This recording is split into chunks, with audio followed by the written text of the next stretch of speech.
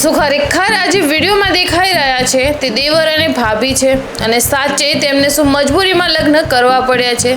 આવો દાવો હું નહીં પણ સોશિયલ મીડિયાની દરેક રીલમાં કરવામાં આવ્યો છે. તો આજના વિડીયોમાં આ વિશે સાચી હકીકત આપણે જાણીશું. તો બન્યા રહેજો વિડીયોના એન્ડ સુધી. અને આ ટોપિકને લઈ 2 દાવા કરવામાં આવ્યા છે, જેમાં સોશિયલ મીડિયામાં બતાવી રહ્યા છે કે જ્યારે વરરાજા જાનનું પ્રસ્થાન થઈ રહ્યું હતું ત્યારે કંઈક કારણસર તેમનું અકસ્માત થાય છે અને તે મૃત્યુ પામે છે.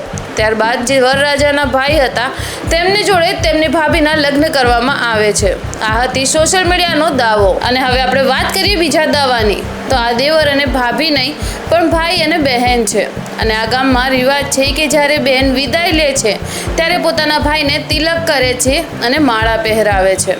જેમ કે તમે જોઈ શકતા હશો કે આ વિડીયોમાં સાઈડમાં વરરાજા પણ બેસેલા છે. અને ક્યાંક ને ક્યાંક જોવા જઈએ તો આ દાવો સાચો પણ લાગી રહ્યો છે.